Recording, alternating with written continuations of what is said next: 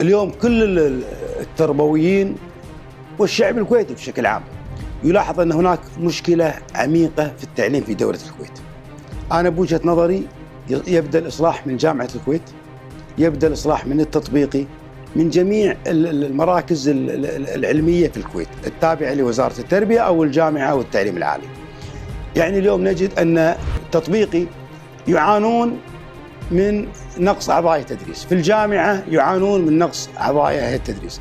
لا يعقل أن تقوم بتعيين وافدين أعضاء هيئة التدريس في الجامعة والتطبيقي وأبناء الكويت ينتظرون التعيين في هذه الأماكن الأكاديمية. كذلك في ملف مهم جدا، في ملف مجلس الجامعات الخاصة. يعني أنا أتمنى أن هذا الملف في المجلس القادم في اللجنة التعليمية أن يفتح هذا الملف. إحنا مو عارفين إيش قاعد يصير.